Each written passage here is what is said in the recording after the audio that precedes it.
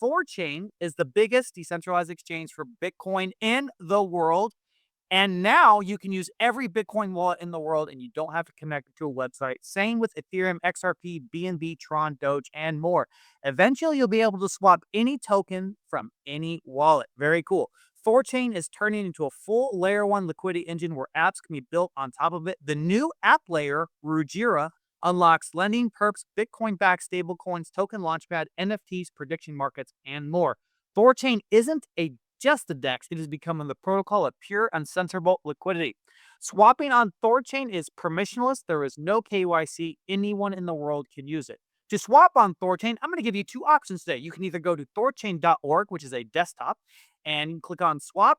New features and functionality will be added to the site over the next few months, or you can download THORwallet, which is an app inside of your wallet. Really cool features and functionality as well. We love our boys. To tell you more about THORChain, THORChain's token is called Rune, and that is spelled R-U-N-E. You don't need to buy or hold Rune to place a swap on THORChain, but the fees deducted from your swap are used to buy Rune, and this is the Rune that is the yield that goes to liquidity pools and nodes. There are no block rewards on THORChain. 100% of the yield is real, and THORChain is currently deflationary with 5% of the revenue burned. THORwallet has a token too called TITN, but we will be getting into that later, so hang on tight, guys. If you hold Rune on a centralized exchange, you should withdraw it into self-custody because these tokens can be used to short sell Rune and drive the price down on us. And once in self-custody, guys, please look into bonding your Rune to a node to earn some yield and help secure the network, which can help drive the Rune price up. A great site to go to is runebond.com. It is so easy, guys. All you have to do is find a node, request a whitelist, and bond your Rune. You can also communicate to the node operators anonymously as well. Shout out to the community. We have many node operators like RuneTard, Slambad, and others. They are looking for new node operators, and they want to be a broker for finding new node operators and bond providers as well. So if you want to become a node operator, please reach out to me, Kenton, or any other people you know. We will get you all the materials you need. We will train you. It's all free. We just want to increase the decentralization of the network. And of course, if you're interested in bonding your Rune, you can reach out to me as well. If you want to reach out to RuneTard on X, he is at RuneTard. That's at RUNE Tard on X. THORChain has another token called TCY. This token is kind of like a preferred stock, where 10% of the protocol's revenue goes to these token holders. If you deposit crypto into savers or took out a loan on THORChain, make sure to claim your TCY tokens so you can start collecting this yield. And anyone can buy the TCY token on THORChain.org as well. There's a THORChain community Discord and Telegram. You can join, learn all about THORChain, and make lots of friends. To find the links, go to @THORcommunity. That's @THOR community account on X. Guys, this space is aimed at anyone on your THORChain journey, whether you're learning about the first time or you are a hardened veteran. We will cater to everyone. All right, guys, let's get this show on the road. My name is Denny. My other account is Patriot Sounds. I also represent the Rune Bond account as well. I hope everyone's having a great Saturday. I'm really looking forward to this conversation. It's really cool to see what THORwallet has been building. Those boys have been busy. But I'm going to go ahead and kick it to Kenton real quick. How you doing, Kenton? I'm good, thanks, buddy.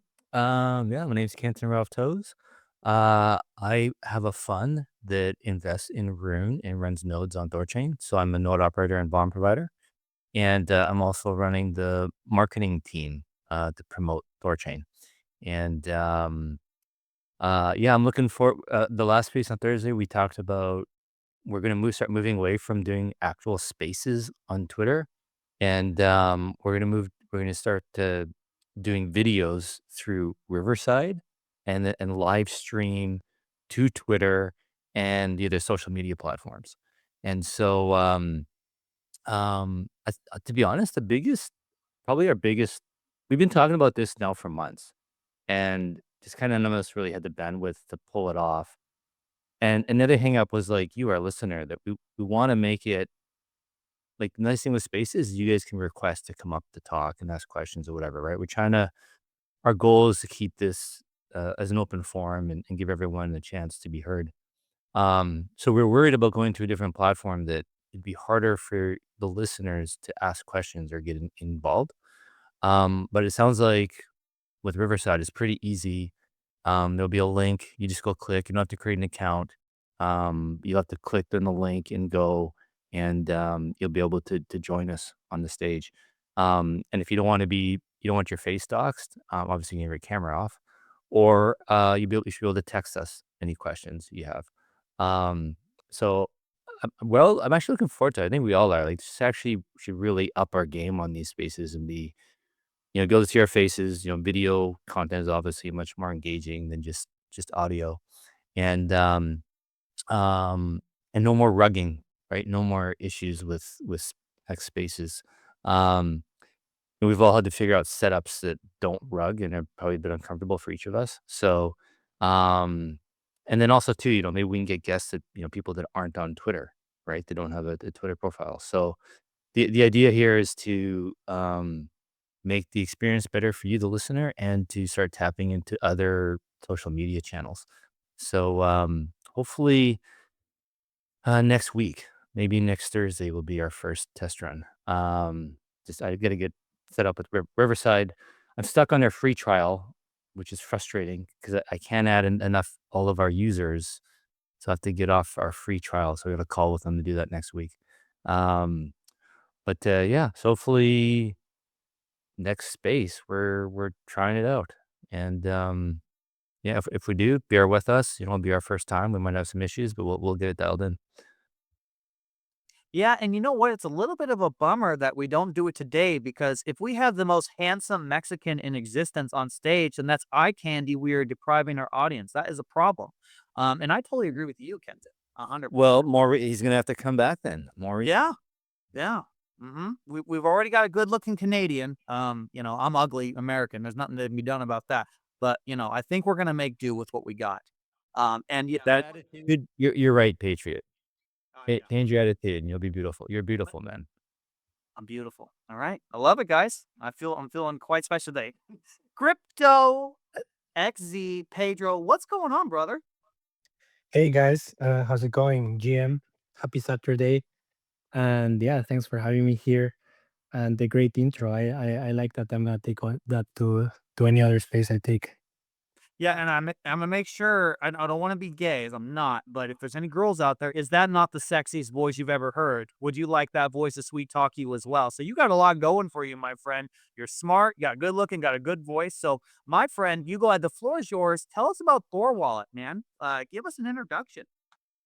Yes, thanks. So happy to be here, and thanks to everyone listening on this nice, lovely Saturday of 2026. So yeah, happy to be here and talk about our wallet for those that have not heard about THORwallet or are not familiar with our wallet. THORwallet is an OG project in THORChain. Our focus has always been being the provider, the model provider for cross-chain swaps. Since 2021, we have been building and have been growing an audience and customer base since then.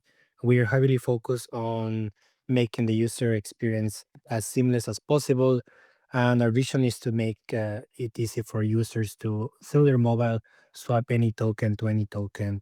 And we are slowly getting there, but it has taken a lot of effort, but it's now almost a reality. So if you have not used our wallet, go ahead into thorwallet.org. You can download the app. It's available on iOS and Android.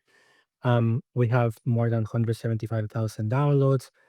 We have been steadily growing, and we have multiple things that puts us apart. So, as I said, firstly, we are mobile first, but we also have multi-sig integrated. We have a card. We have gamification features, and a bunch of other things. So we're expanding into earn functionality. You can also do we have been working on improving the bonding functionality from for wallet as well. So basically, kind of a one-stop shop for everything you want to do. If you want to swap any asset that is supporting THORChain, then you can do it easily. You can import your wallet. You can create new wallets, and the most importantly, you can also spend your crypto. So have a look, download, and happy to discuss everything that we have in plan. There's a lot of things going on.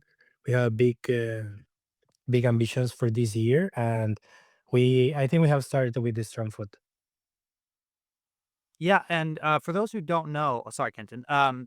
Thor wallets, you guys have gone through a bit of an iteration, right? Like your first version of Thor wallet when you tried to make it, I think you would say that back in the day, it was very early. It was a little slow, right? It was a slow responsive, but you guys made the difficult decision and the correct decision to basically redo the entire guts of Thor wallet, right? But because of that, in my opinion, there's a holdover on the reviews because your wallet's excellent. I use it, I do. And there's a lot of stars on their review for Thor wallet that were from that period when they were just learning the Thor wallet, right? So if you use Thor wallet or try it out, give them 5 stars because that rating is not relevant to what they have now. It's a completely different beast. Go ahead, crypto. Yeah, thanks. Yeah, actually, that's pretty accurate. So it's funny because we stored all these images that we have, and this is now our third iteration. So it's the third new design we have had, and it has adjusted a lot. But if you see at some of the early designs we had, some of the first version, I mean, it's kind of funny, but also it's a weird proudness because of where we come and how much we have, improved since then. But yeah, that's part of the growing pains of, yeah, literally just growing. So when we started, we have always been quite aligned with the decentralized ethos of the community, and basically what we believe is like THORChain enables freedom because it's probably the only place or one of the few places where you can trade with size, fully decentralized across multiple chains. And back in 2021, there was cross chain was just starting, but it was really not even called cross chain. We had like some AVMs like BSC and others, but it was not really fully what we now know as different chains. But we believe that that was going to be the case. We were early on. We identified that was going to be the trend, and in the first versions of THORwallet, also back then THORChain didn't have so many chains integrated and so on. We would go and fetch data from the blockchain. On the go. So like also everything was done on the mobile phone. So if you had a Android that was a bit on an older version, that would take a bit more time because we would request, 5, 6, 7 different blockchains, get your balances, get the relevant info, and at some point, I think when we cross like the 5 to 10,000 active monthly active users, we started to see a lot of the kind of the struggles that you mentioned. Like people are, they would compare us with other wallets, and they would say, "Oh, why is this wallet loading so fast?" And basically, what just we just understood that, and that's something that we can kind of carry on quite a lot in the sense that people really um, ponder convenience massively. So we had to completely, scrub what we had. We had to rebuild everything, and basically we changed the app to be a more, let's say, modern app where we have our server. The server makes the heavy lifting, and then the app is just kind of like a window to the world, and then loads fast. But it's not the powerhouse, and that changed everything because if you have a slower device, then the processing power is not anymore a constraint. So that was like something that we did, I would say now around year and a half ago or a bit more. But that was a big change, and we have seen since then quite a lot more adoption. But even though as this is a continuous battle, so to say, because as you continue to add more chains, we recently added Zcash and others like that. That is just a constant process, and I think it's a bit more cumbersome with Android, just because Android has so many devices, and many of those devices are 5, 6, or 10 years old. So as you go ahead, like some of the computations that are needed, for privacy get more intensive, and it's just kind of a normal improvement process that we always take care of. But yeah, that's true. And besides that, I mean, we have we have worked a lot on several points. So like we see this a bit of as a funnel. So how do we bring users in? That is the first thing. And the second part is how do you retain those users? And I think that extends to everything, like you're like even to THORChain or other applications. We are at the end of the day a business. We need to make users, and we want those users that are recurring customers. So anything that brings us users, anything that helps us to increase revenues, that is some that has always been our two main KPI drivers. And yeah, last year we had a very, very strong year. It was fortunately every year we have been growing in terms of revenue, in terms of users, but particularly first half of the year, we were increasing quite a lot in our revenue. So yeah, we're very excited on the trend so far. We always see, as the market dips down a little bit or whatever, there's always these waves where people get a little bit less excited, or some people even go into crazy mode. Oh, everything is dead. This will never exist, or uh, crypto is done for good. And then a few months later or 6 months later, everyone is crazy again. And so we kind of got used to ride those waves. Yeah, good recounting there of the event. That's really awesome. It's been a journey for all of us, I would say, interfaces and the main protocol itself. Kenton, I'll go ahead and kick it to you since I think I interrupted you. Go ahead, buddy. No, not at all. That was great. Yeah, thanks, guys. CryptoXC, welcome. You mentioned make payments in crypto. Is is THORwallet a point of sale app now, or how can you make payments in crypto? Or Yeah, no, we're not a point of sale at the moment. I mean, I know some of the guys in Mocha have been contacting us to eventually go and explore that opportunity. But so what? One of the features that we recently introduced. So we are a full banking suite. So for those that do not know, we are based in Switzerland, and we have a partner which is a fully regulated Swiss bank. And recently, we introduced several features that allow us to be, in a user experience point of view, closer to an e-banking solution. So most of the cars that have existed in the market, those cars are our cars are basically considered top-up cards, and basically they're prepaid cards for most reality. So basically, the money that you put in the card can never get out of the card. But in our case, the card is one of the features that we have, but the main product is basically a bank account. So once you create your wallet on THORwallet, then you can optionally decide to create a card. The card requires you to pass KYC because obviously Mastercard and Visa do not work if you do not do KYC.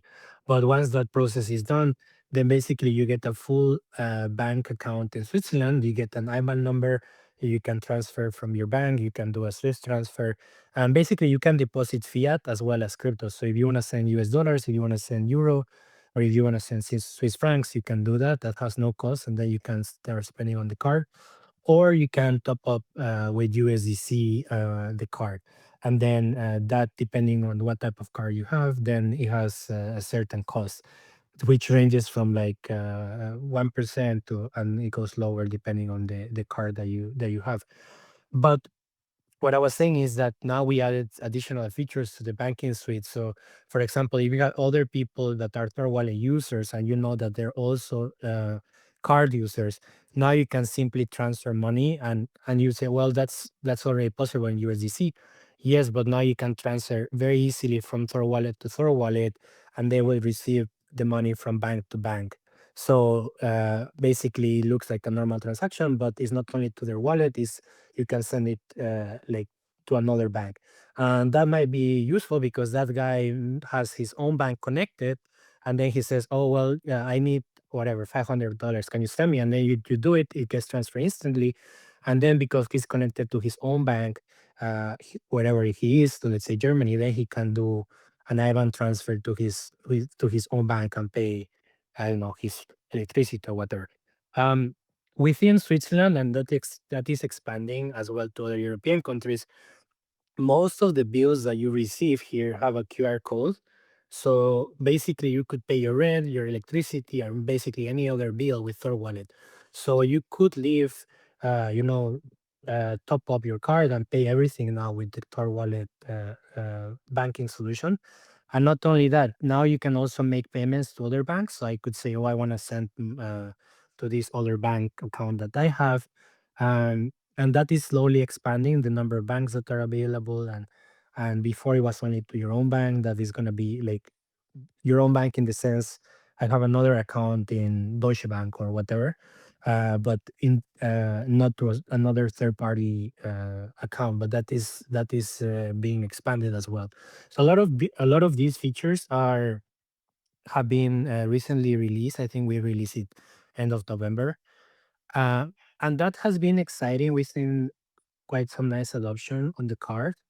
But recently, we also announced a few weeks ago what we want to do is expand into the US market. So that is where the majority of our users are. And so far, the card was not available. The other thing is the card was a virtual only card. And I'm a bit surprised of that, but we have a lot of user requests that they want to have a physical card. And I don't think people really use it that much, but it just feels nice to have it. I don't know, like they feel they have it, they can show it. It's kind of a nice bragging thing. Oh, I have a crypto card, which is physical. So we announced that we are launching a new card. It's with a different banking partner, and that will allow us to completely revamp the experience from a card perspective. So we will have a physical card. We will also have a free virtual card, and we will be able to also add very cool things like cashback. And we will also be able to do a lot more of the things that you have seen with other card programs like you can access airports or things like that. That all like the specific details, we are still kind of in the um, adjusting what do we want to offer. But it's gonna be very interesting because well, it will be neatly integrated into the ecosystem and is gonna continue being non-custodial. Wow, great. So then is it fair to say that you're now a neobank, like in the back end? Well, that has been our one of our competitive things that we have been aiming towards. I think for the most part, yes, but we are still have ambitions to offer a lot more.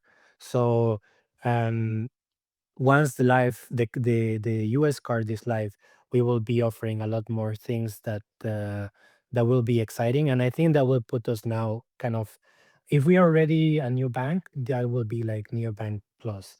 So like we will have the card, they will be able like you will be able to do anything that you do with your normal bank. So you will be able to go to an ATM, withdraw cash. You will be able to spend with the card. You will be able to get rewards. You will be able to um you know, get the perks of Mastercard. So depending on the type of card that you have, you will be able to also get multiple cards on the same, like these virtual cards. So you're gonna have a virtual card to just for security. You only use this to buy, I don't know, plane tickets and things like that. All of that will be available on the app, and we already are starting to accept people for that. So we have a website called whitelist.thorwallet.org, where people can go and request to whitelist. So basically they join our newsletter, but we're kind of keeping track of that to give them early access, and we're making great progress on that. So that's gonna be super interesting. And last thing I want to point on that is that we might even consider have like we're still seeing if we have like one premium card or another super premium card that gives you a lot more, but we will see that depending on the user request and what do they want, because from what we've seen on the card so far is that and we have several thousand users now on the card that they have created it. Some of them are way more active and some are less, but basically you have two types of users. So you have like the small, less than 500, 1,000 max users, and then you have the giga whale. So you have like 5 or 10 that are like spending max. So yeah, we're excited to see how that turns once we go into the physical world. And yeah, we also are open to hear from the community and from the users. What do they think they would like to see in the card program? What is it missing? And we will try to incorporate that. I do have a question actually about that. I have a couple questions actually. So, someone would like to know, just to clarify, will there be a physical card for like someone who wants to go to the Philippines where they really don't, you know what I mean? They still take physical card. Like, could you answer that? Yes, there will be a physical card. So that is launching this year. We do not have an exact ETA, but we are aiming to be as fast as possible. Hopefully Q2. But there's going to be a physical Thor wallet card. Yes, 100%. And can the virtual card, can it be added to Google Pay or Apple Pay? Yes.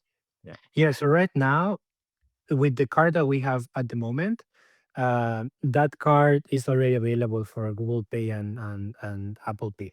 With the new card as well, the one that's going to be virtual and physical, that's going to be also available for Google Pay and Apple Pay. So no matter how you want to use it, if you want to have the plastic, if you want to just the virtual, or if you want to have everything in your virtual, physical, Apple Pay, all of that was going to be available.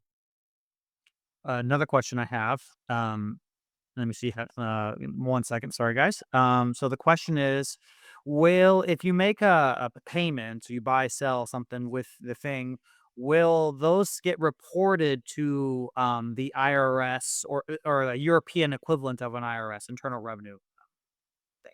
Yeah. So we get this question frequently, but I think it's difficult to answer in the sense that this is because, as I said, this is not a card like this.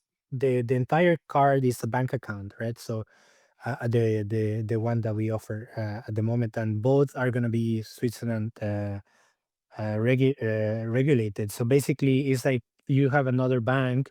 Let's say you have UBS here, and you created an account at UBS, and then you just use that to spend and so on.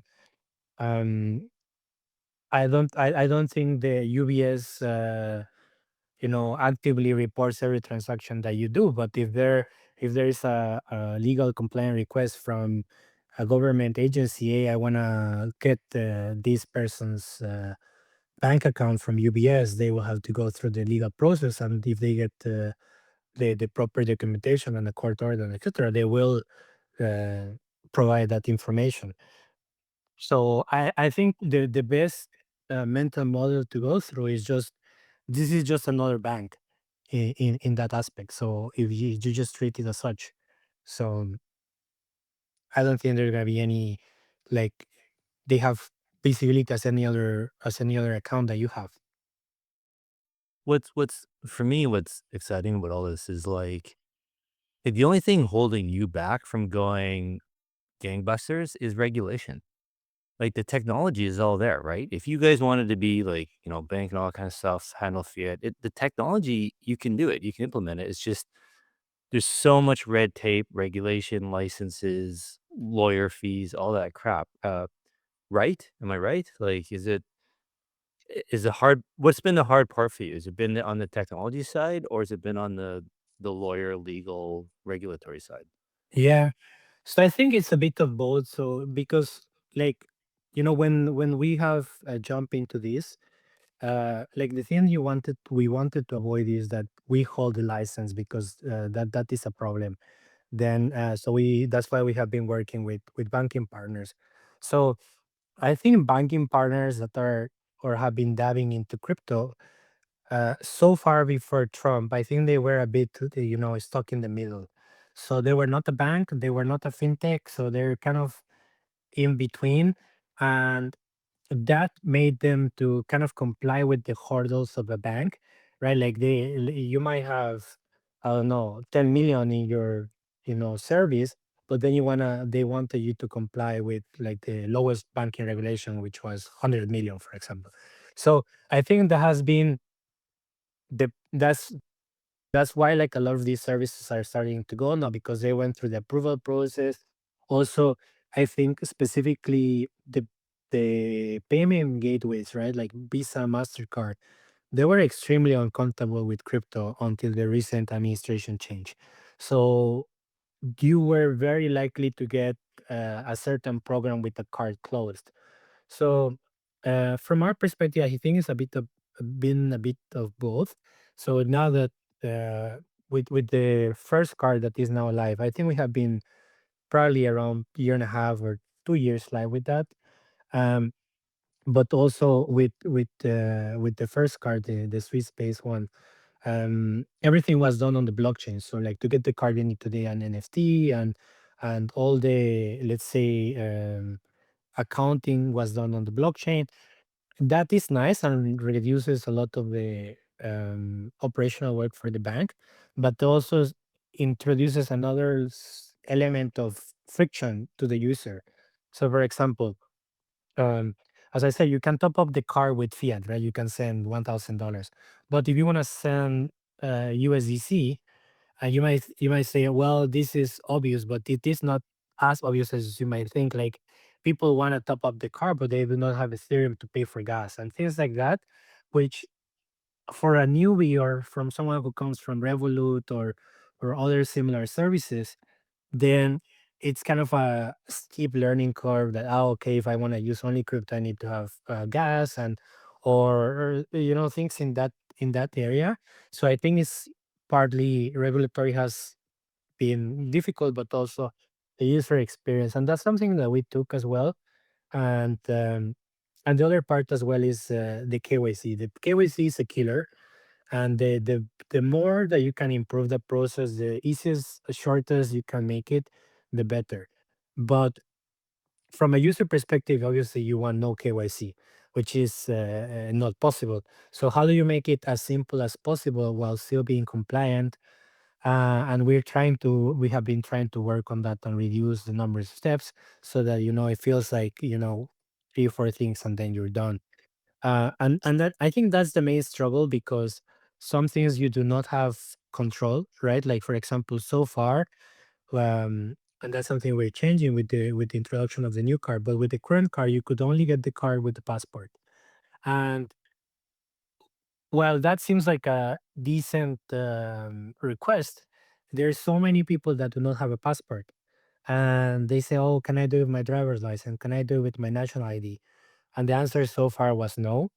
And yeah, we're working on getting that hurdle also over the board. But that also implies, like, if you have a passport, especially like those that are modern passports, they are biometric passports. So these are the passports that the government is they're the most happy about, because then they know it's a real person.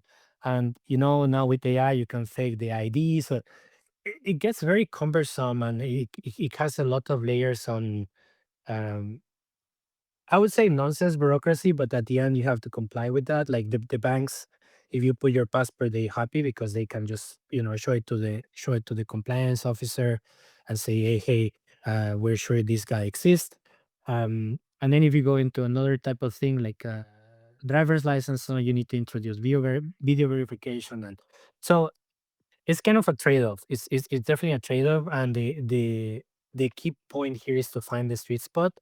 But what I can say is, in the new card, we're definitely gonna be shortening the onboarding process, and we're also gonna be removing a lot of the friction that was linked to having crypto.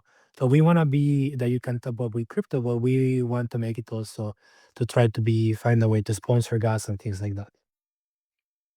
I got a question. When it comes to banking, buying things, right? Let's say I go to Kenton shop. I'm buying some silver from Kenton, right? I buy a couple ounces of silver, right? With a regular card. They don't know how much I have in my bank account. I could have $13 million in my bank account. I could have 13 bucks in my bank account. Doesn't matter, right? So, will it be allowed? Will it be possible? Because I hear you support Zcash. Will you be able to pay your bills with like shielded Zcash at some point in THORwallet? Mm, that's a good question. I mean, I don't think we have the answer right now, but what we are working on is to bring. So Zcash is already available in for wallet for those that want to try it out, both on seed wallets and multi and so on.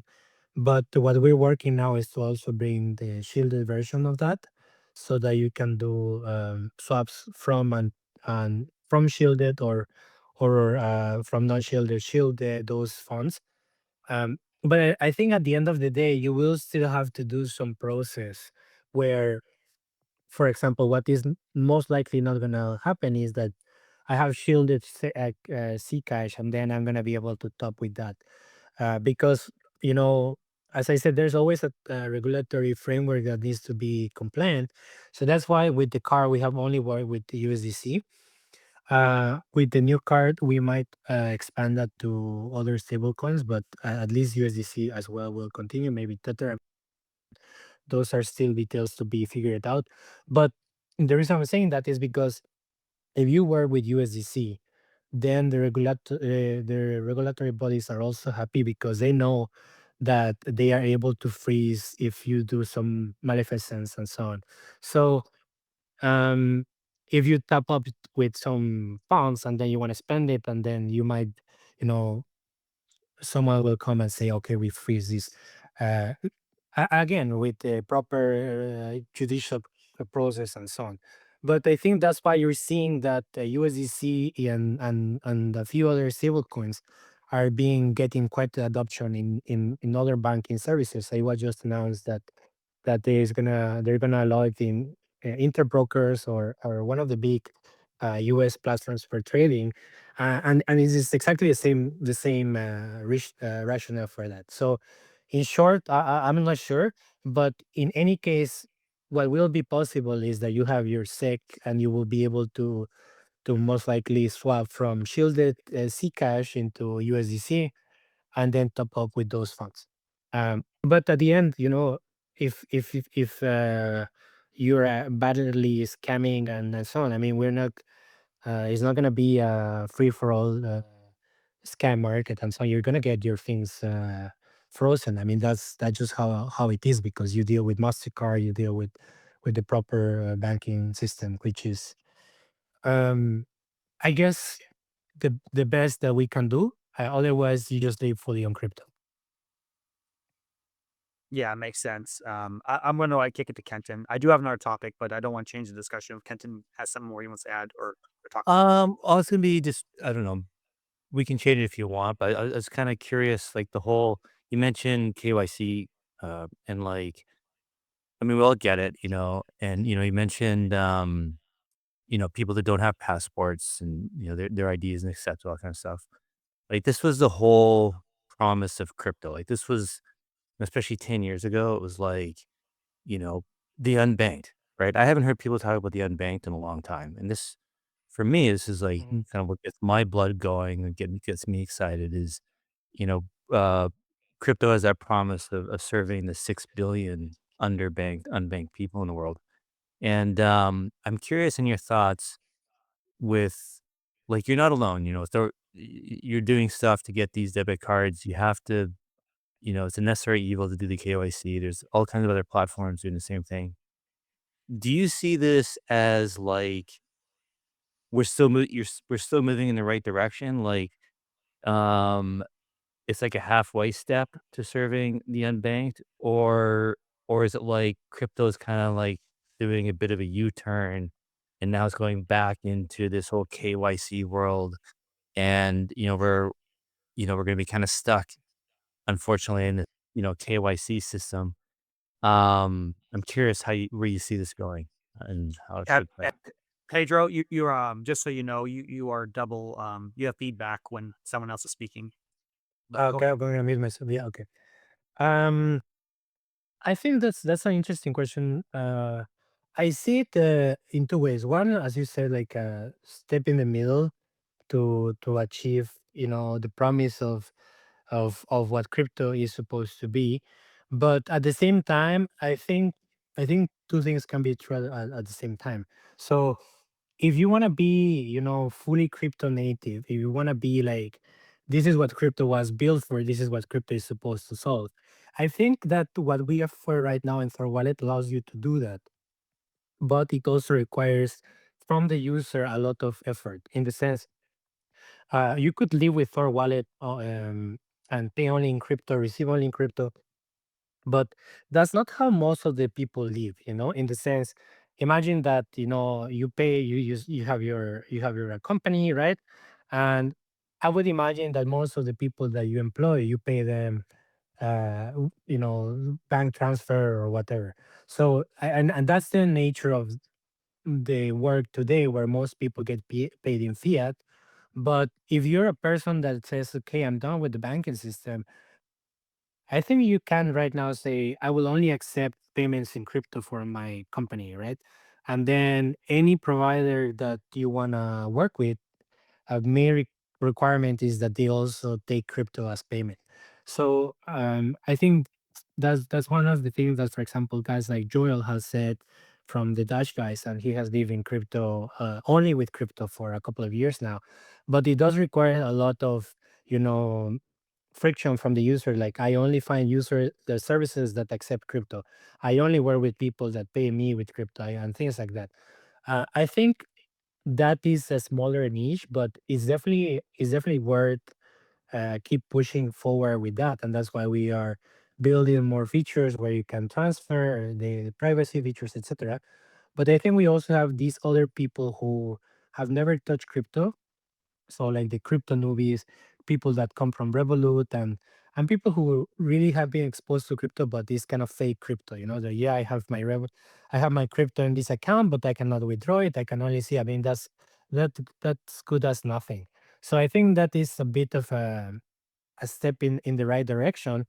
But especially if you're a company, that's something we also realize. Like, if you like, you might be able to say your employees, okay, we're gonna pay from now on crypto, but many companies do not accept you to pay them in crypto. Like, try paying AWS with crypto, or try paying certain services. So like, we are in a place where you still need a debit card or a credit card that allows you to access a lot of different services. And I think that this other area of Thor wallet, which we see it as a kind of walled garden area, because that's the area that requires KYC. Not everyone wants to do that, and it's not mandatory. But if you want to do that, and if you're a person that has needs that can be solved by offering a better solution, but levered by crypto, then that's what we're trying to do. So, like, bring the people from the centralized exchanges, bring the people from Revolut, bring those into closer to holding their own keys, self custody. And the cool thing about that is that, for example, on Thor Wallet, the card is not where, like, it's a separate. Um, as I say, it's a top up type of thing. So, like, it's a separate entity. So you can have your funds, as Peter was saying, nobody knows. In my own wallet, I have whatever amount, but I just stop as I need. And I think that's a nice way to kind of still navigate the necessities of the world, where I might need to pay certain things with my debit card, but I still kind of take advantage and benefit from the upside of crypto. So I think that's where we stand. But obviously, we would like to have more and more services that make the native core crypto go into the right direction. But our feedback from users is like the biggest hurdles are always when you don't have crypto and you try to onboard into a wallet, or where you have fiat and you want to do you have crypto and you want to spend it. I think those are still big pains that need to be solved, and we're trying to address those with our grain of salt. But there's still a lot of pain on those two fronts. Yeah, I, Uh, I agree with you. Oh, sorry, Patriot. no problem, buddy. I have actually another question here. Someone in Well, your I have a follow up to that. I want to, go ahead. but yeah, yeah, I agree with you. Crypto, see, like I think we are still going in the right direction, and um, it is a little bit of a necessary evil, and it is the on and off ramp is definitely the stickiest part. I think it's definitely much easier to, like, if you're to live all in crypto now, you can do that quite easily. Um, like in Cayman, like I know guys here that do it, and they just basically they just need those debit cards, credit cards. They can charge with stable coins, and they're pretty good. Um, so I'll tell you, I was gonna add some. Oh, just yeah, just quick shout out to anybody. If you I just signed up with Dakota Bank with the Berserk marketing entity, and got approved very quickly. Already deposited some money. Already converted to fiat. Um, Fees are extremely good. So if anybody out there has a, they only do businesses, entities, but their onboarding is great, and but it is a neobank. But it's something I'm seeing with these neobanks and regular banks, like they're getting better, and their processes are getting ironed out, and I think that'll go a long way for adoption in general. Um, I was actually thinking with Dakota Bank, I'm actually just made a note for myself. Now that I'm got going with them, I'm actually going to pitch them on integrating THORChain. Like these, why can't these neobanks also have THORChain in the back end, right? And they can have like a Bitcoin account, Ethereum account, and all these other crypto accounts, and they just tie into THORChain. Um, so right, that's the big plan, the big vision, right? Is we get THORChain everywhere. Um, but yeah, I'll stop. Let you go, Patriot. What a good idea, man. Love it. Oh, go ahead, Pedro. No, I was just gonna say, yes, 100%. I mean that's how I see eventually evolution where, well, a lot of B2B will happen on Torchain. Like where people say, well, why do I need to use a third party? I can just do the transaction myself. And I think that's gonna be eventually how things work, because most crypto banks right now, because like what we have discussed, the regulatory pains and so on, they ask for a lot of, very high fees, especially if you're a business. And that's like a lot of the improvements have been done on the commercial and B2C side, whereas on the B2B, that there's still a long way to go. And I think that also has to do with the risk involved, right? Like if you have a individual, most of the time the risk is pretty controlled to lower amounts, but on a business it goes much bigger. But the fees that some of the banks here charge for crypto, and not even like just just having the account, nothing else, they're ridiculous. And I think that is going to be disrupted. So There you go. I do have a question specific to THORwallet here for you, buddy. So someone likes to know they live in Europe, they have a residency in a certain country, but they're not gonna go there anytime soon at all. They've got the passport, the whole thing. When they go to make an account, they're geo-locked out, because they are not physically in the country of their residency.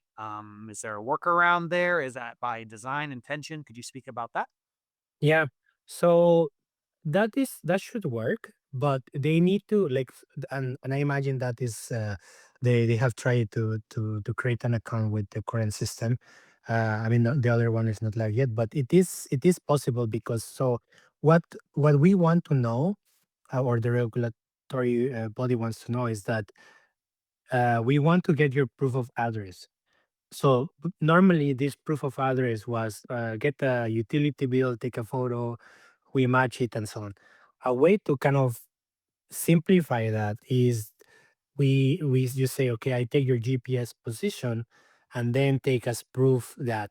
But basically, like, people need to understand what we're replacing is the proof of address. So it doesn't matter if, for example, like, I'm from Mexico and I want to open the account in Switzerland, or wherever he is from, I don't know, Colombia, and he wants to open in Germany. That will work, but he needs to put his location to match the real location where he is. So even if his passport is in Colombian or whatever, he needs to say, okay, I'm in Germany. And then the geolocation will accept, and it needs to match to where his residence in the application process. So if I say my house is, I don't know, street 123, he needs to be physically or with the phone at street 123, because when we do this process, basically what we do is we go and say, okay, what's the geolocation at this point? And if the address, with a couple of degrees of error, does not match to street 123, then this cannot be taken as a valid proof of address. So this is what he's referring to. And it doesn't need to be that your address needs to match to your nationality. You can be an expat living in somewhere else. But the problem that we mostly face is, first, he needs to have his passport. If he has his passport is not biometric right now. It's not. There's no workaround. We will introduce one soon, but right now it's not available. And the other thing is he needs to be like his location needs to match where the address that he puts his living. Okay, there you go. I think that was pretty good answer there. Thank you. Well, so we have a lot of people that are going to listen to this, live, and of course have the recording.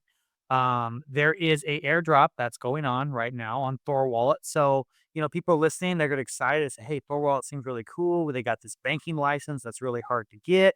I want to participate in this. I want to earn maybe some revenue from this. You have a token, TITN. I believe that's titanium, if I'm not mistaken, right? Maybe tell us about your token. How does it work? Yeah, floor is yours. Yes, yeah. So that's the other big thing we have been working recently. I just announced this week we went live. So for those that do not know, as you said, we have our own token called Titan, and it was launched a few months back. We are live in several platforms that you can buy and sell directly on Thor Wallet, but we're also available in Coinbase in the US, Binance Alpha, Aerodrome, Gate, MXC, and several other venues where you can buy Titan. And basically, the idea with Titan is kind of our ultimate uh, or the last iteration of what we have been working in terms of tokenomics. So we have already, been in the market for several years, and we had a previous token that we now migrated to Titan for multiple reasons. One of them was, the facility to move from one chain to another, but the other, the other thing is to provide more functionality. And throughout this journey, we kind of tried different tokenomics. So we try, giving yield on our own token. We try buy, back and burn, and other things. And this is, what we believe is the most comprehensive solution, and that's what we call feedback return. So basically, when our business model is quite simple. So if people come to Third Wallet, they download it, it's free, they can hold any assets they want. But if they want to swap or use some of the other services that we have, we take a commission. The fee for that commission can be lower depending on the amount of Titan that they hold. And also, if those commissions come from purely decentralized sources like THORChain, Maya, and a few others, then we share part of that fee back to stakers. Uh, and the reason for that is because this is fully decentralized. That fee is paid by the network to the stakers, so it never comes to our books. It's not that we distribute; it's the network, and we just have like a system to allocate who gets how much. But basically, for the user, in simple terms, is if you hold Titan, you get rebates on the fees that you pay on your wallet, and you also get fee return in USDC. So if you have a larger amount compared to the pool, then you get more rewards. And that has been going now for a while. Yeah, I think that is pretty successful in the sense that you do not have inflation. So every reward that comes is real economic activity in the app. And it also makes it easier for people to understand what's the value of the token. Like if our user base is growing, if our swap average swap per user is also growing, then basically the token is accruing more value. So we add more chains, more possibilities to get income, and that's how it gets the token gets valued. Um, at the end, of course, everyone needs to make their own research and decide if this is good for them or not. But we're quite excited about that, and we introduced the airdrop, and the airdrop is a way to incentivize users and to start giving some rewards to the active users in the community. However, airdrop has been kind of a challenge for the last few years because people are farming them, then people either want them to get them for no effort, or they have been misallocated because some people have managed to get a lot of their there's so many. It's quite difficult to build an airdrop campaign now these days. So what we have decided is we're gonna be sharing 5 million Titan and among 300 users. And the dynamics for this is we ask them to LP, because then they help the network, they help one of our close partners, and they also help the Titan community to have deeper liquidity for people who want to buy and sell. So they need to LP at a minimum of 1,000 US dollars, so 500 Titan, 500 USDC. And then on top of that, then there's rewards for, like, if you're a swapper, or if you have perpetuals, or if you have Titan stake, then you start getting some extra bonuses. But it is also competitive in the sense that um, we are gonna do this for, I think, around 80, 90 days, something like that. And basically every day we take a snapshot of your LP position, and that helps you to rank where do you stand. And those 300 basically get the rewards. And if you are, let's say, the fortunate 301, then the next day you want to come in and swap more or LP more or whatever to be in the top 300. But also we put some limitations. So for example, the max LP that we will consider for the numbers is going to be 20,000. So let's say the way to max out your reward will be, I put 20,000 LP from day one and I just leave it there for all the time. And then you can look into the other bonuses and so. But right now I think we also have collaborated with some cool platform called X Scanner. Now they put a dashboard. People can see that in the dashboard, or they can see it in THORwallet itself. But right now, I think people are helping anywhere between 3K, 6K, some 10K, but like most people are on the 2 to 3K, and then they're trying to gain points in by swapping or by staking or by other means. And it gives a bit more fun because first, you cannot have a big whale coming on, suck up all the rewards, which is one of the number one things we wanted to avoid. And the other thing is, because it's over a long period of time, then you need to kind of be engaged, putting the LP for a while, not just, oh, I come in the last 5 days and I scoop in everything. So that is the LP. It is now in the third 4 days, so there's still a lot of room to jump in and start earning some rewards. And the cool thing about that is that those people that earn the airdrop, of course, they can do whatever they want with that, but uh, ideally they would then stake it and then participate in the fee reward scheme that we have. Yeah, makes sense.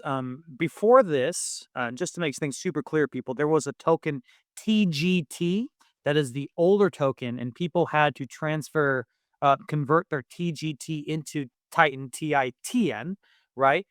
Just for the record, is there any reason whatsoever to buy TGT to transfer, or should people avoid that asset? So um I think the time to do that is gone, because so how we did the merge, well, it is a smart contract audited by Code Arena and so on, but we had a 12-month period. So basically there's a linear decline from the date that we started till today. So every block, then the amount of the ratio becomes smaller. So I think now when we did the merge, maybe it's like 6, 7, 8 months ago. So now you will get half of what you have gotten if you would do it at that particular time. So I think most people have already done it. I mean, we have some statistics that I think around 90% merged. So like it was pretty successful, and there's also almost little to no liquidity. So I would put it in different terms.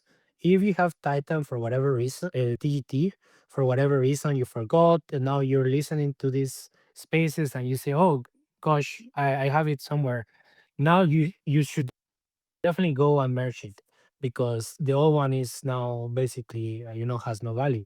So, but going and buying new and trying to merge, I think it's much better to just buy Titan directly, because you're gonna get a haircut by merging. Got it. Okay, just wanted to clarify that. Kenton, go ahead. I think you were trying to say something earlier. No, actually, those are both my questions. So the TGT token that was on Ethereum, and the TITN token, is that on Base? Is that right? So the TGT token initially was launched in Ethereum. Then, because the card program is an Arbitrum and so on, we made the bridge from TGT. So basically, TGT existed both in Ethereum and Arbitrum. Um, and when you merged it, the merge was done on Arbitrum. TGT now is powered by Layer Zero and is mainly a token in base. But one of the reasons why we use Layer Zero is because it makes it easier for you to move Titan into any of the other EVMs. So right now, Titan is available both on Arbitrum or Base, but because this merge process is still ongoing, you can only interact with it through Base. Later on, we will enable other chains and so on. So the people that had Titan on Arbitrum were those people that did the merge process. So you cannot go and get Titan on anywhere else that is not Base. Great, thanks. Paige, do you want to jump in? Yeah, so okay, it sounds like you guys have a full suite, right? The things you're building, you've got the neo banking license, right? You're going to be able to make payments with the cryptos. You're going to have a physical card going. I think we've been pretty comprehensive in anything like um and also, by the way, you said it in the very beginning of space, but I don't know if that part got recorded because sometimes we don't do the very intro, but I want to be clear, guys. THORwallet also has the ability, like Voltisig has, where you can have multiple vaults and sign transactions that way. So, a very very safe wallet, really really cool. I think you guys are brilliant for adding that technology. I mean, you guys are just always thinking ahead, right? Like you're not planning for today, you're planning for tomorrow. I think that's quite clear from your team. So, maybe do you have anything that's let's talk about tomorrow. What are things that you guys are aspiring to do? Anything that you may not have mentioned already? Go ahead, sir. The floor is yours. Yeah, so there's many more things that we are looking to add. So one of the things that we are working on is to expand the earn functionality. So that is right now not as comprehensive as we would like to do that, but we will have integration of Aave and on other of the top, DeFi protocols so that people can, if they want to earn yield, then that possibility is going to be introduced soon. The same thing for other staking protocols. So like, we support all the top chains, but right now we do not support, for example, Solana staking or ETH staking. Those are things that a lot of we think about users in different cohorts, and I think the majority of our users are more the degen type of users. But you also have the other users which are they want to come to their wallet, they want to have a safe wallet, and they want to park their money, earn some yield, and do not do anything crazy. Um, so I think that type of user has requested other features related to real world assets, related to liquid staking, and so on. But not very complicated, super risky vaults. But the plain vanilla. Oh, I want the ETH staking. I want Solana staking, and so on. Those things are coming as well soon. That's something that we are working towards. And besides that, we are also always thinking about what other chains. One thing that is also in the backlog that we had some technical challenges to do that, but now we are going to be working on that this year as well, is introducing the multisig for Android. And we also have a big update coming in maybe in a few weeks, or 1 to 2 months max, where we're gonna be upgrading our core um, React libraries, which will mean that the app is gonna be much faster for the majority of the users, which will be particularly noticeable for Android devices. So that is also a big, more on the cleanup side, but it's gonna be those small changes that help the user become just more user friendly interface and speed and reaction times. So those are things that we have in the near term. And besides that, I think that that pretty much covers like the big topics that we have, and we might look into other swapping routes as well. But right now, I mean, we're focusing heavily on bringing the card life. Okay.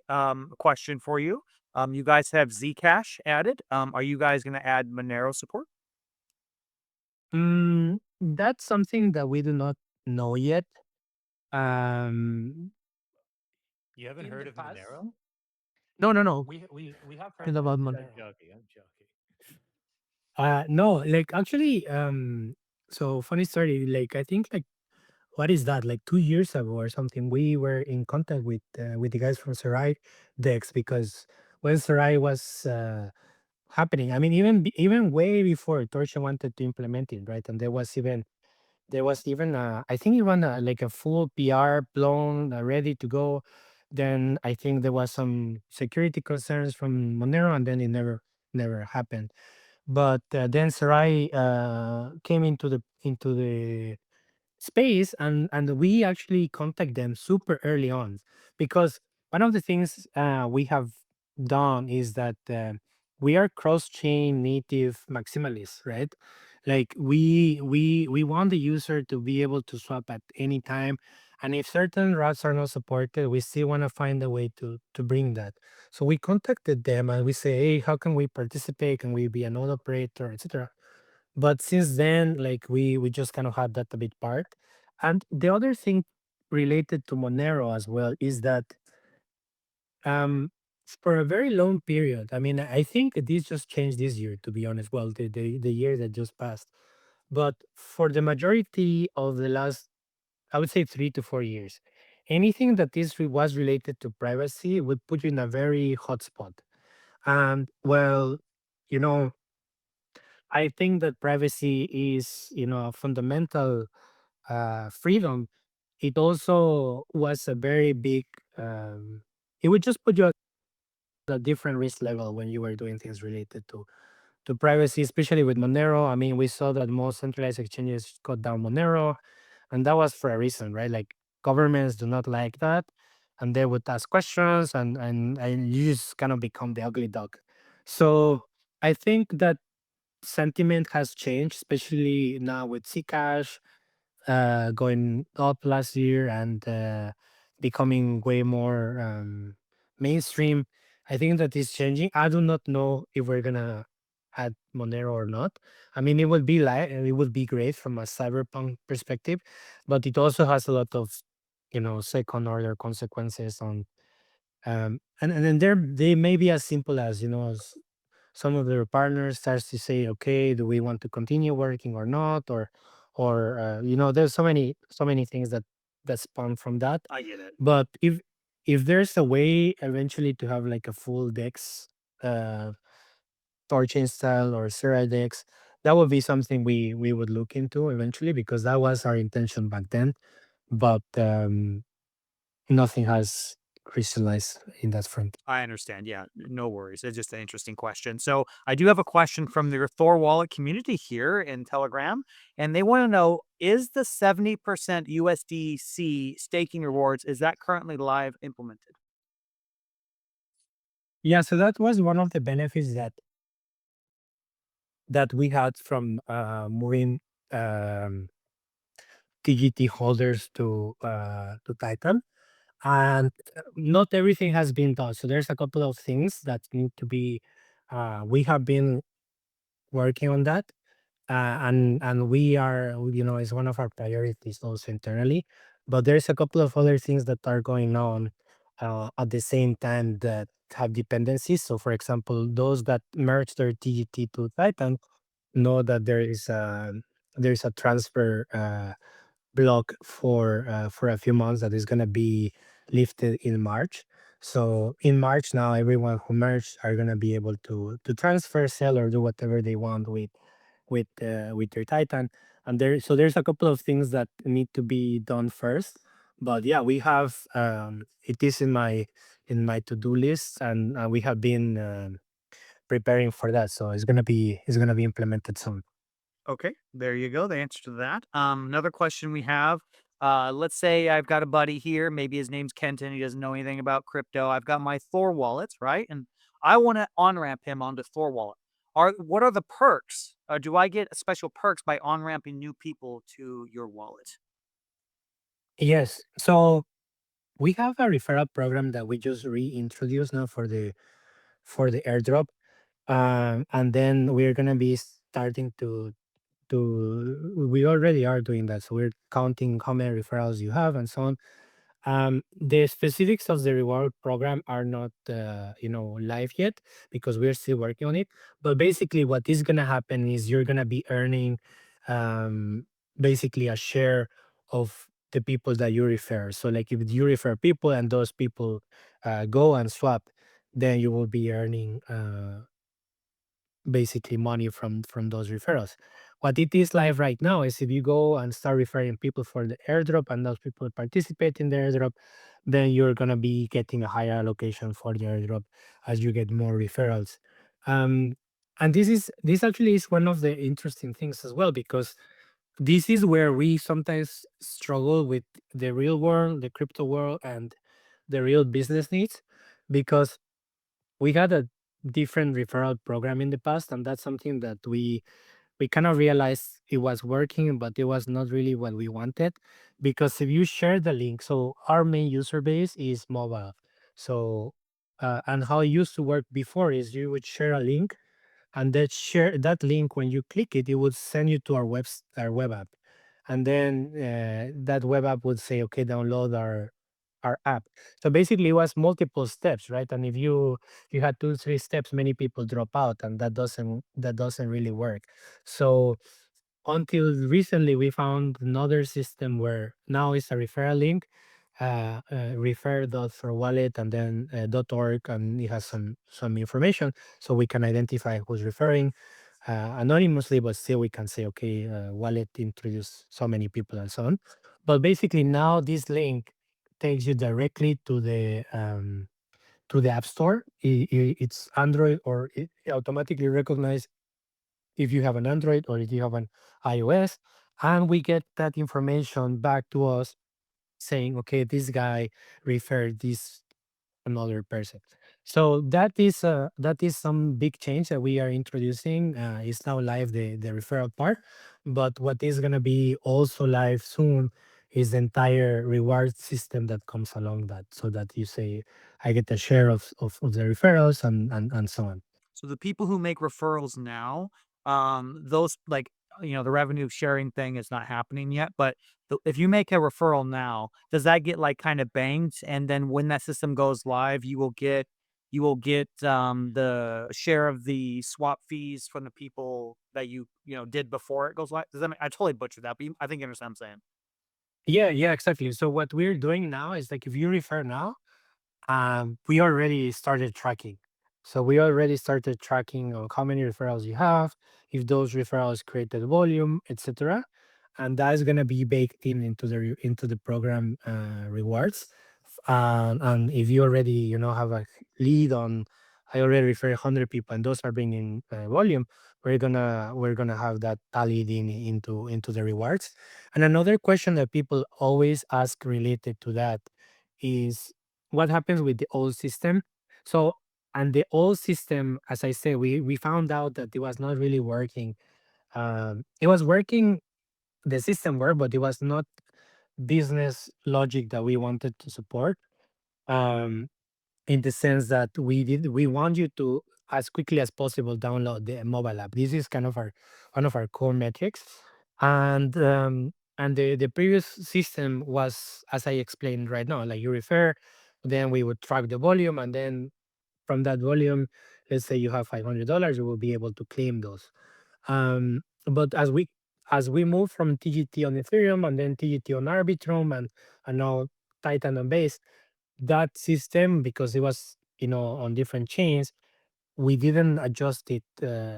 So we still have now basically a list that says, like, people who were in the old referral system that have not claimed their rewards, and we're gonna basically close that first, and then we will open. So everyone who still have rewards from the old system, because they come and ask frequently in our Discord, those are not lost. They will still get those rewards. Obviously not in TGT because that token does not exist anymore. But they will get those rewards, and then we will kick off the new reward, and the other one it's completely shut off now. Okay, sounds good. I want to kick it to Kenton real quick. Did you have anything else you wanted to ask, Kenton? I don't know, but we'll bring up aftermath. You've been patiently waiting, and so you got something to say? You want to ask? Check your mic. Give you a Give you a few seconds, chance. buddy. I might be. I know what it's like. You're waiting to speak, and you gotta. Then all of a sudden, you're tapped on the shoulder. You gotta get yourself sorted out. Aftermath, are you there? Um, and sorry, aftermath. This is another reason we got to move to Riverside because I brought up aftermath as a speaker, but Patriot can't see that. He can't see him. Yeah. Um, and that happens all the time. Like maybe some of you have requested, but we don't see any requests. Like, and and that'll happen too. People request to come up, and we don't see you. So just It's a nightmare. yeah. Yeah. Right And if after last, and yeah. if anyone else wants to come up, please request now. It's open stage, guys. What Kenton said earlier is so true. That's one of the hesitance of going to live stream. We do not want to silo ourselves away from community. So that's why we're hoping that it'll actually be more engaging and better content. And then we can see questions in real time. And so that's the whole point. We do not want to ever ourselves away from the community. Yeah, I see another question on the chat about perpetual, and the fees and the buybacks. And so the question is, how much fees were collected so far with perpetuals options? Is still plans to make buyback with those fees? Is it possible to use those fees from perpetuals for a liquidity pool? Um, yeah, that's interesting question. So I think like 5, 6 months ago, we introduced perps with our partner DYDX. That was also a heavy push, and interesting. And I think that that was successful so far. If we have not, I think there are multiple things here to analyze. So the first thing is it has been successful, but not as successful as we imagine it would be. And I think mainly for that is once when we went live, um, there was this immediate backlash against perps. Like there was, I think a couple of them lost a lot of money. For There were massive liquidations and so on, because that was when Aster, and then I don't know, the other ones just kicked off. So I think the volume overall reduced after that. We can just launch. The other thing is the market is not doing so well as everyone knows, right? Like the volumes are much lower. I recently saw like the volume of not only swap volume, but like attention is not in crypto. Like the YouTube views for crypto related content is at its all time low. So and the third thing is we introduced perps um as an advanced feature, but we introduce it only as market orders only. So basically, all the more advanced functionality that advanced traders would like. So like limit orders and other isolated markets and so on. We didn't introduce yet. That's something that we also will be working on this year. Um, and the point about the fees, um, so those fees, what we said, or the idea of the team is, going back a little bit to the tokenomics, is when you have a token like ours where people are getting rewards and there's kind of USD rewards flowing, that creates kind of a very loyal user base.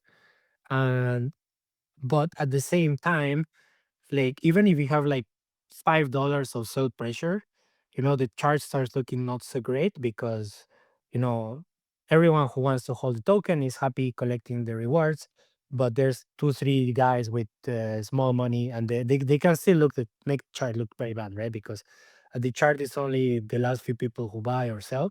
So one of the things that we have considered was to some of the fees that are coming from services that we cannot distribute, that we might do some buybacks, but we were considering that buybacks and burn do not work. So because that you're just basically burning money. So one of the things we were considering is using that revenue, buying back, staking ourselves, and then basically doubling down and becoming, the main. You become the biggest believer in your own prey, right? Like you say, we believe in the future cash flows. We want to put the money there. So that is still it is still a consideration, and that's something we want to execute. But as I said, like the fees on the perps have not been as high as we expected. Well, So I can speak a little bit on that. I actually tried to use the perps on there, but I guess because I'm American, right? It's geo locked me out. And that's not a criticism at all. I think this goes to what Kenton was saying earlier. It's just the amount of regulation that you guys have to navigate during this weird transitional teenage years of crypto becoming mainstream. It's got to be exhausting. I actually feel really bad for you guys. You've got this amazing banking license, and I think to Kenton's point, if you could just I bet if you guys just if you had the shackles removed from your hands, you would just fly, right? So yeah, that's why yeah, it's a problem. yeah, I think it's going there. I mean, it's we're making small steps, but steady steps, and those compound, and we definitely see the user growth, the revenue growth. We would like to go faster, but sometimes we do go faster, sometimes it slows a little bit down. But yeah, I mean, we do have to kind of play by the book, because we are building a long-term business here. So we all have always um, consider things that are in the best decisions for us, our that we believe are the best decisions for us for the company in the long run. And some things will, might not be the most convenient, or we will have these, hurdles, like you cannot use it in the US and so on. I think that is changing as well, but it is an ongoing process. And just one small clarification there as well, as you were mentioning. So we have we have relationships now with partners that have banking licenses, but we ourselves do not have any license, because that puts us in a completely different game that we do not want to be. So we want to be, the integrator, and in a way, like the Apple guy who comes and, you know once something is working, they make it nicer, better user experience, cleaner, and so on. But because the banking partner has some pretty strict regulations, so they get audited once per quarter. They cannot work remote. They need to keep paperwork of this and that. So, for example, the KYC process, that's something that is not done by us as well.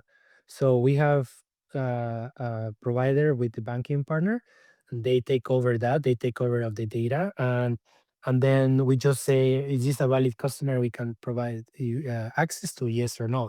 Because those guys are on the hook for whatever happens. So then they have the very strict things. And from our side, what we look into is, how do we bridge the gap for people that have crypto but want to spend, and want to on and off ramp. Got it. Okay, I have another question here. The other question is, when ETA will spot trading limit orders be implemented in Thor wallets? Um, ETF trading, um, limit orders. I mean, all of these things are things that we want to introduce. From the limit order, there's two aspects. So let's say the normal swap. I know that THORChain was introducing this. We even have some designs ready. I don't know what is the status of that. I need to follow up, but I think it was put on live, then was halted, something like this. I'm not too sure. You can give some context to that, but we definitely want to introduce the limit swaps functionality. I don't know if it's live or not. Okay, no problem. We're gonna go ahead, Um, guys. Oh, go ahead, Pedro. yeah, so that was to the limit swaps on THORChain. The other thing is the the limits on perpetuals. That's something that we want to bring this year. So it will be something for quarter two probably. And the other thing about ETFs, So we are working, as I said, with several real world asset providers, and even in our perpetuals now you can trade certain stocks. So I think that's where we what I think, l- regardless of what happens in crypto, I think that the biggest things that will move now are going to be like the cryptofication of certain services. So like stocks coming to crypto, services coming to crypto, that they just make it faster. We already saw that with several stocks, Tesla and so on others. You can already trade those via our partner DYDX, but they are in the isolated market, and but we're bringing that. You can swap them through Solana. We have that enabled, but that's something that we definitely want to focus a lot more, so that it is easier for people who just have their crypto and they want exposure to Nvidia, and then they can do it through us. And ETFs, that's an interesting thing. We do not have at the moment any plans for that, but that is something we should look into, definitely. Like that is a lot of people, their main way of interacting with the financial world is via ETFs. They do nothing else, and that's something we should offer. Well, actually, I said ETA. It was I really clumsy. Okay. Sorry, but I'm actually glad that you thought I said that, because that was actually kind of an interesting answer. So thank you for that. Guys, we want to shout out to the audience again. If you want to request to come up, Aftershock, I'm going to give you one more, or Aftermath. I'm sorry, and Aftershock. If you want to give you more chance to try and check your mic there. But again, this is an open forum, guys. So please request now if you'd like to come up and talk to the most handsome Mexican in the world. I'm checking over here. I don't see any other questions. Oh, someone is typing, so I'll give them some time to formulate their question. Yeah, man, you guys got a lot going on. Shout out to you. You guys are building, and you're building for tomorrow, not for today. I think it's quite clear what the problems are, right? Regulation and such an infancy in their thing. So shout out to you. Yeah, thanks, guys. Yeah, we're happy to be here in, going through the ups and downs, and being in the decentralized space. We're big believers on the vision of Bitcoin, and owning your own assets, and privacy. And if you cannot swap your assets, then basically you cannot do much, right? So, and we're excited to have uh to the work that is ahead as well. We know there's many things to do, but we're also quite thankful to the community, because many people have been with us for several years, and they request a very high bar, and we thank them for that, because they do say, they speak their mind when they think something is not working, or we need to improve the user experience. And we do take user feedback very, very to heart. I mean, some things we do not have priority for that, or some, but we do. We constantly go into Discord. Myself, we provide the customer support ourselves, because we want to hear the user. We want to know what is the pain point, and we want to know where we can improve. Yeah, and yeah, shout out to the THORwallet, THORChain community. I'm actually in a few of those groups where we help bug test. I have Android, so I've actually noticed a few things way a long time ago. So yeah, everyone's really committed and super helpful. It's so great to see. Pedro, we got another one here. Question is there any info of the team, probably DYDX team? Is there a plan to implement limited buy trigger slash orders for perks? Now you can only sell like that. Yeah, so this is definitely going to be done from our side. So um, it is available with DYDX. So like in DYDX, basically you have like two types of interfaces. So you have like the dumbed down version, or like the simplified version, and that's what we implemented. And not because it's dumbed down, but it's just like on perps there's so many things, like you see these buttons, numbers, and for a lot of people, like that's too much. So we decided to start with a more simple, um, less features version. But then you have the pro full trading suite, where you have isolated trading, where you have limit orders, where you have all these advanced one cancel other and all of those things. And that's something that we introduce next.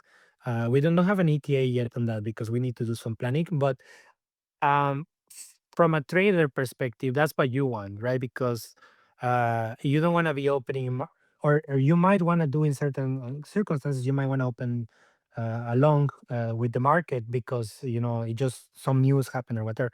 But the majority of people will want to have lower fees via limit orders and that type of thing. So we're gonna be introducing that once we introduce the more pro perpetuals driven interface, which will have like the isolated markets that will also have limit orders and advanced functionality. So I think that will come maybe middle of the year. Sooner if we're able to push the card out the door earlier, but it is our goal because we also believe that big swappers are gonna be requesting, like big traders request these features. So yeah, it's coming. I don't know, in a few months. Sure, sure. Kenton, I have another question, but Kenton, I just want to kick it to you if you've got something. No, keep going, man. Okay. Next question is, borrowing and lending. They're going to be coming on the app layer for Rajira soon. Are there plans to implement Rajira primitives anytime soon? What's that relationship look like between you and Rajira? Yes. Well, the relationship is good. I mean, we like the guys. We have been supporters of Ruggiero since the very early Maya days. So we have supported now, I don't know, it's maybe 3 years or so it has been on the app. So we have been with them through the journey. You were able to swap Kujira in THORwallet. Now we you can hold Rojira in THORwallet. You can swap. It's available for seed, for multisig, and we also have already embedded the staking functionality. We are in close talks with them. Just kind of filling the waters. How is it going with the different products that they have? How is it going with the perpetuals? How is it going with the lending markets? And to be honest, I think Rujira is a very exciting project. I think that it also is very ambitious. So I mean, I'm also one of those guys that are messaging when, because we want some of those services to be offered to our users, like being able to lend, um, but in a proper way where you have lending markets where you get liquidated, we have interest rates and all of that. So I think as soon as they're ready, we will start looking into possibilities to integrate, depending on how advanced is the TVL and so on. But yeah, we are definitely eager to do that. And especially considering that Rojira will also have some cross interactions with Maya. So that's going to be interesting too, to have all of those, three working kind of in unison. So yeah, we want to offer more features related to Rujira. I mean, if you do not know, you could go already and stake your Rujira in their wallet. Go ahead and do that. Um, and we do want to offer lending. So that's what I mentioned before. We're going to be introducing Aave soon, which is the largest lending protocol in crypto. And we're going to be doing it kind of slowly, starting with supply only so that people who want to get an interest, they can go deposit an interest. And later we will see, we will also enable borrow or not. In our experience is that many of these advanced features, like for example, LP, borrowing and so on, I think people not always understand fully the risks. So it's hard to, you know, consolidate into something that the people understand. Okay, you're taking so and so risk, you're taking this other risk. And then that's why we will start only with, very consolidated lending projects. And once Rujira has, started to get some traction, we are happy to look into that as well. Well, I appreciate it. Thank you for answering that. And that concludes all of the questions that I have that I've been gathering and the ones that people have tagged me. Thank you guys so much for doing that. I really appreciate that. You helped me make this space much more interesting and engaging when you give me things that are specifically relevant to you. So that's awesome. Well, Pedro, I want to give you the floor here. Is there anything else whatsoever that you think we didn't cover or you want to mention? I think I'm out of questions now, so maybe this might be a good time to begin the process of wrapping up. But the floor is yours. Is there anything else you want to say? Well, first of all, thank you guys both. We're happy to be here. We have been a couple of times. Happy to discuss multiple topics, but especially focusing on THORwallet. That's our day to day. We are obviously closely looking at what's happening always with THORChain too. We're heavily involved and so on. But from our side, I mean, we love this format. Keep pushing. Thanks for having us. And for those that have not tried for wallet or did try us in the past, and had good or bad experiences, go and try us again. Download, give us feedback, help us improve, and yeah, that's it. Go to Thor Wallet, follow us on Twitter. Stay tuned because we have a lot of things that we're still kind of cooking and are not fully ready to be announced. But there's a lot of things that we are planning to achieve this year. We believe 2026 is going to be an amazing year. And thanks for having us. Hey, no problem. Someone did squeeze in a question, real quick, another one. So they want to know because you have that raffle system, right? That you guys have that Mhm. gamification. They want to know what percentage of fees go for the raffle. That is 5%. 5% of the fees go to the raffle. It has been interesting with the raffle. We have some very avid users. We are gonna be introducing a third, yeah, I would say like a third version of it with more, where we're having a new game soon. And the reason for that is because on the app we also want you to be engaged. Sometimes crypto Bitcoin moves like within a $200 range, and if you're not doing perpetuals, there's not much to do on the app. So we want to reward people who are active on the app. So if you have not done that, go to Third Wallet, download the app, check the rewards section. You get rewarded for not like, no, you don't have to spend anything. You just have to come, log in every day, play the spinning wheel once, and then you can start already accumulating. And the thing is, because it's a raffle, we had some people that have won with very low amount of tickets, and the rewards depend on the activity on the wallet, of course, if we have better weeks or not. But some of the raffles having close to 5K, and then the number one guy wins like almost half of it. So there is quite some interesting rewards for being active in Thor Wallet. Also, if you swap and other things, you get more rewards. But yeah, that's right now at 5%, and that that is also how we thought about that is, if we grow bigger as we want to become one of the top three wallets in space, that could be some serious money, right? And then people are just going at it heavily and finding ways to strategize to win those rewards. And for us, we're happy to share that as well because we want people to be active on the wallet. We want them to have it as their main wallet, and we will be introducing more games soon. There you go. Appreciate it. Let me just do one last check here. I think we're going to call it there on the questions. Very good. Thank you, everybody, once again. Hey, Pedro, you are the man. Thank you for hanging out with today. Almost 2 hour long space. This has been a great one. Has just been deep in the weeds on Thorwall, you guys.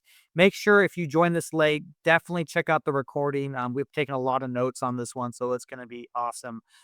Okay, guys. Next week, we're going to be having Let's Exchange. It's going to be Saturday. It's going to be a Monero centralized exchange with Nadine. I am really looking forward to that space. It's going to be really, really interesting. So if you are a fan of privacy, if you are a fan of Monero, do not miss that episode. I'm really, really looking forward to that. Kenton, was there anything else before we wrap it up? Just if, as always, guys, these spaces are for you. If you have any ideas for guests, please let us know. We're starting to run out of guests, so yeah, yeah. Give us some ideas so we can populate the next few Saturdays. And thank you, Pedro, for coming on. Thank you, guys. Have a nice Saturday. Likewise, brother. Thank you. Guys, enjoy the rest of your weekend. Thank you, everybody, for showing up today. Take care now. Bye-bye.